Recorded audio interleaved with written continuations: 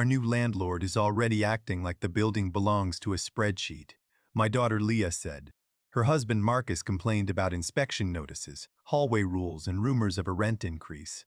They lived in a 24-unit apartment building called Maple Court. They did not know that I had purchased it through Holloway Community Properties 6 weeks earlier. I listened at Sunday dinner until Marcus said the owner probably had never entered a tenant's home. I had inspected every basement pipe before signing the loan. My name is Ruth Holloway. I was 65, a retired home care agency owner and Leah's mother. For most of my life, I had been the relative people assumed was comfortable but ordinary. I drove a 9-year-old sedan, lived in the same bungalow for 27 years, and still compared grocery prices. The home care agency changed my finances slowly. I started it with 2 aides after caring for my father. 21 years later, it employed 140 people across 3 counties. I sold a controlling interest to an employee-owned group, kept a small note, and invested the proceeds conservatively. My net worth was a little above $5 million. Leah knew I had sold the agency. She did not know the amount, and I never corrected her assumption that most of it funded retirement.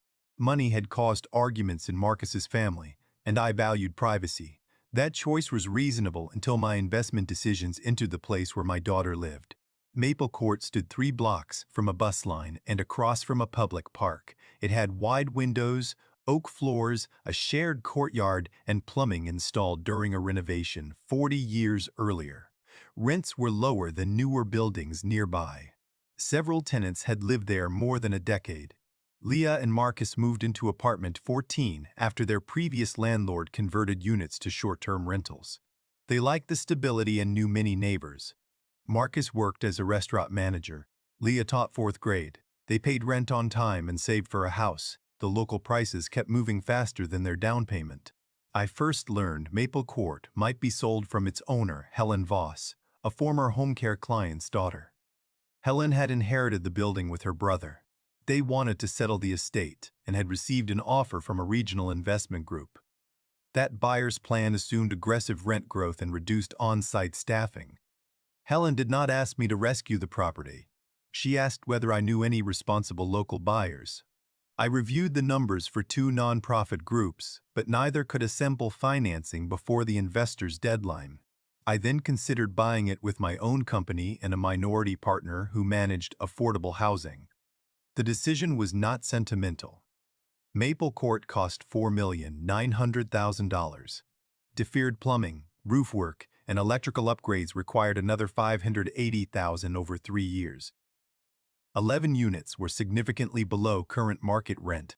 The acquisition would fail if we promised that every cost could remain frozen forever. My partner, Daniel Cho, and I created a plan. Existing tenants would receive phased increases capped below comparable market levels, with longer notice than required.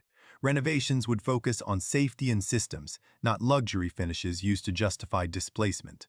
A hardship review and payment plan would be available under written criteria.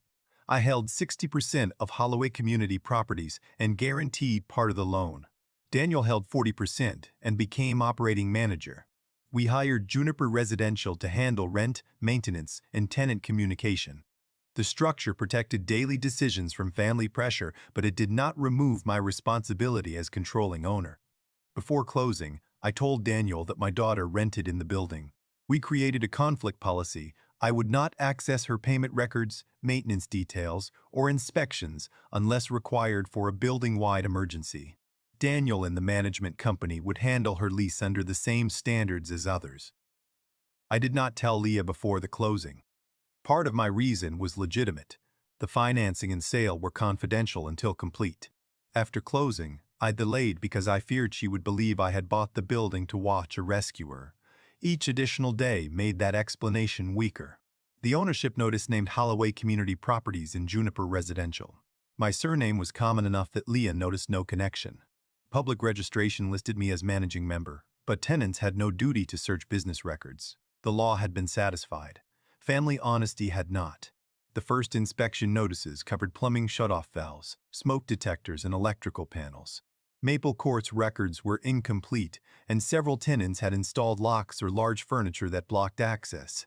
Juniper offered appointment windows, evening options, and written entry notices. Leah disliked the disruption. Her class schedule made the first appointment difficult, and the manager rescheduled it. Marcus objected to a new rule removing bicycles and shoe racks from hallways. Their fourth-floor corridor was wide, but the fire inspector had documented blocked egress near two stair doors. At Sunday dinner, they described the rules as evidence that the owner cared only about liability. Some of their frustration was fair. Juniper's first notice used formal language and did not explain why access mattered. I made a note to improve communication without revealing private tenant comments. Marcus said the previous owner had treated residents like adults. I knew Helen had also delayed replacing isolation valves because shutting stacks of apartments was inconvenient. Friendliness had value, but it could not substitute for systems. A warm relationship with a landlord did not make corroded plumbing safer. I asked whether management had refused any accommodation. Leah said no, but she should not have to reorganize her week for someone else's investment. I reminded her that maintenance protected her home too. She asked why I was defending a landlord I had never met. That question should have ended my silence. Instead, I said only that I understood the business side. I went home ashamed of the half-truth. Privacy had become concealment because I wanted control over the moment of disclosure. 2 days later, a basement supply line ruptured. The old valve for one stack would not close fully, so water service to 8 apartments remained off for 9 hours. Juniper delivered drinking water, arranged restroom access in a nearby community center, and credited affected tenants for the day. The emergency confirmed the plumbing plan but also exposed communication gaps. Updates went by email, leaving one older tenant uncertain about timing. Daniel added text alerts and door notices. We scheduled replacement of the stack valves before beginning cosmetic courtyard work. Marcus organized tenants in a group chat. He wrote that the new owner had manufactured a crisis by inspecting too aggressively. A maintenance technician shared photographs showing corrosion that predated the sale, and the argument became more heated. Juniper asked everyone not to circulate employee photographs without consent. Leah called me that evening and said tenants planned a meeting. She asked whether I would attend as a former business owner who understood contracts.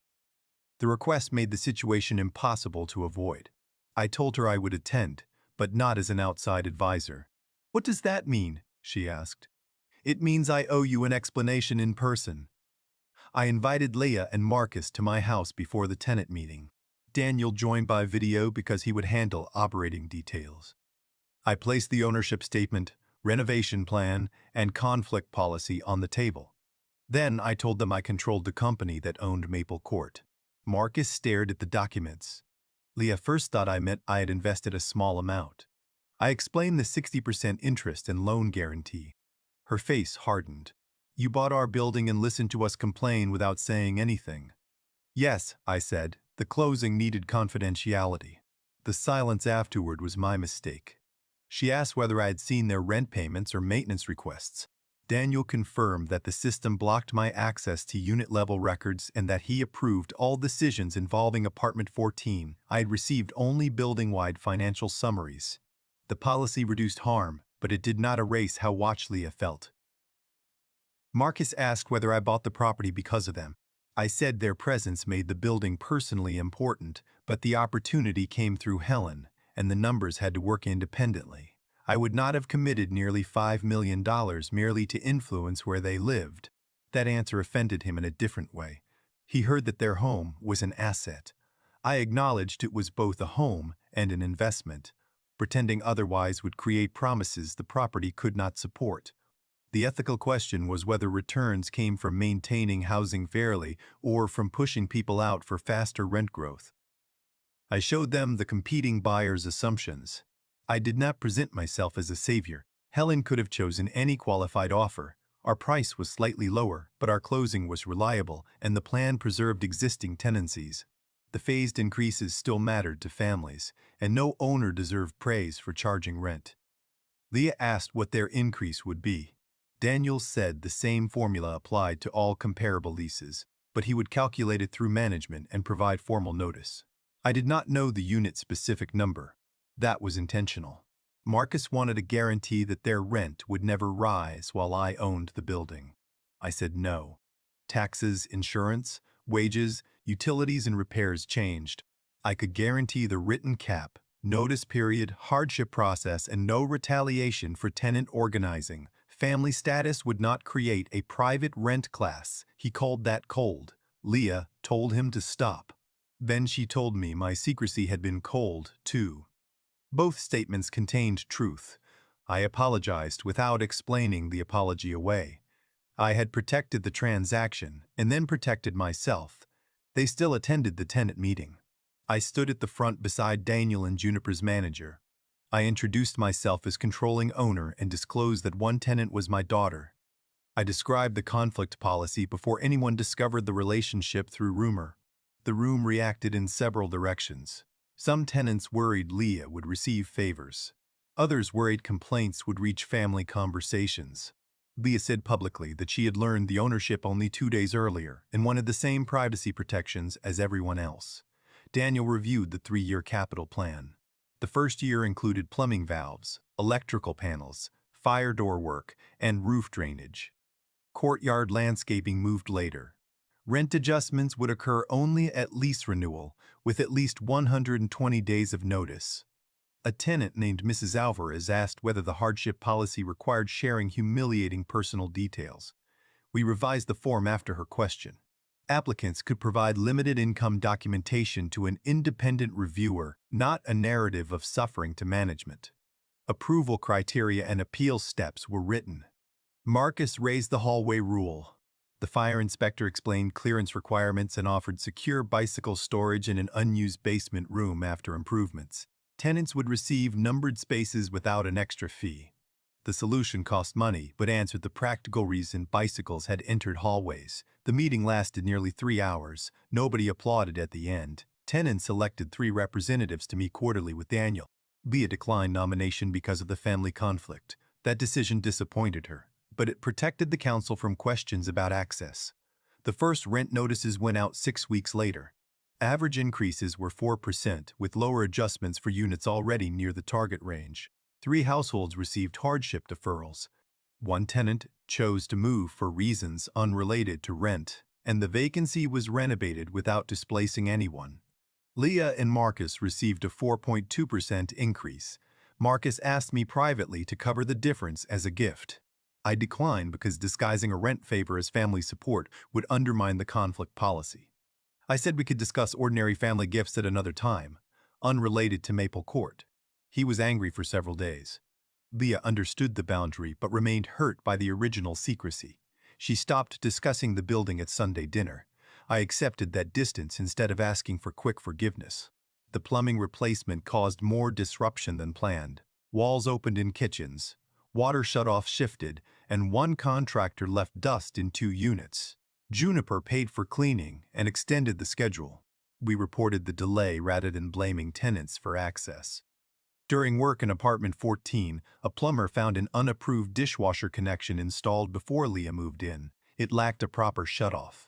Management corrected it as part of the project and did not charge them because the lease file showed the appliance existed at move-in. That decision helped Marcus trust the records. It was not a favor from me. Daniel documented the reason and applied the same approach to another inherited alteration. Consistency became more persuasive than any private reassurance I could offer. The new valves reduced future shutoff areas from 8 apartments to 2. Insurance inspectors approved the electrical work. Fire doors closed properly. These results were less visible than new countertops, but tenants noticed emergencies became shorter and notices clearer. The tenant council challenged us on laundry prices. Juniper proposed an increase to recover equipment replacement. The council obtained competing service estimates and showed that a smaller increase could work with efficient machines. We accepted the revised plan.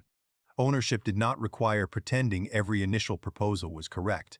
One council member later demanded free parking for all units. The lot had fewer spaces than apartments, and creating more would remove courtyard trees. We declined. Instead, we published a waiting list and stopped informal transfers. Fairness sometimes meant the transparent limitation rather than universal satisfaction. Leah gradually returned to building conversations with me, but only when she chose. She asked why I had not used my agency sale proceeds to retire completely. I said retirement without responsibility had felt empty after decades of work.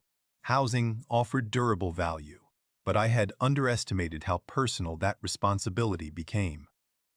She said my explanation sounded noble after the fact. I agreed. Investment return was also a reason. The building needed to pay debt, fund reserves, and compensate capital. Ethical ownership was not charity language placed over profit. It was earning a return without treating displacement as the easiest strategy. Marcus apologized for saying the owner had never entered a tenant's home. I told him the complaint had pointed towards something useful. Inspecting pipes did not mean I understood daily life in every unit. The tenant council knew impacts that ownership reports could miss. I apologized again for listening at dinner without disclosing the conflict. This time, Leah said she believed I understood the harm. She did not say the harm had disappeared. Trust returned through months of boundaries, not one emotional conversation. After a year, Maple Court's occupancy remained stable. Repair reserves were on schedule, and debt payments were current. Profit was lower than the competing buyer had projected and adequate for our plan. Daniel's minority interest earned the agreed return. Tenants received no promise that costs would stop changing. Leah and Marcus eventually bought a small house. They had saved longer than expected and chose a neighborhood near her school. Juniper handled their move-out inspection. Daniel approved the deposit return. I learned the amount only through a building-wide report after the accounting period closed. At their housewarming, Marcus joked that he finally knew his landlord's identity because it was printed on the mortgage statement. The joke was gentle, but I did not pretend the previous year had been harmless. Leah planted a maple tree and asked me to help choose a place where roots would not disturb the sewer line. Apartment 14 was offered at a rent below the newest luxury buildings and above what Leah had paid. A hospital technician and her son leased it.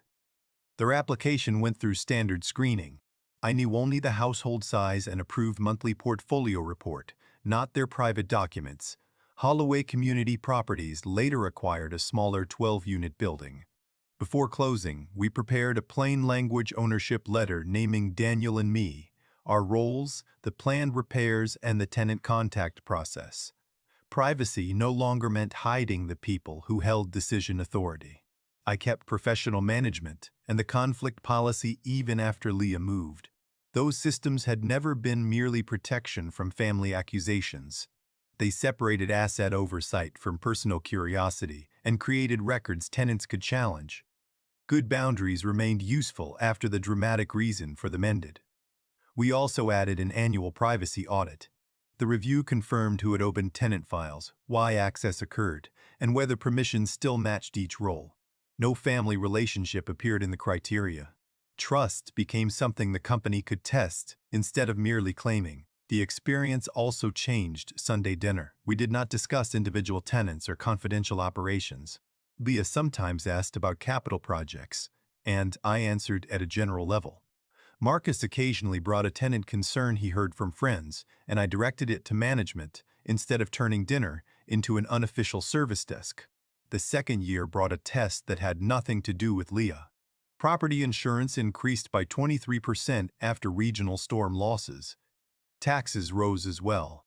Daniel's first projection showed that our capped rent formula would cover operations but leave the roof reserve short by nearly $40,000. We considered three choices: delay roof drainage work, contribute new capital, or adjust future target rents within the existing cap. Delaying the work risked larger damage. I contributed most of the immediate reserve according to ownership percentage, and the company adopted a modest adjustment for later renewals. We explained both decisions to the tenant council.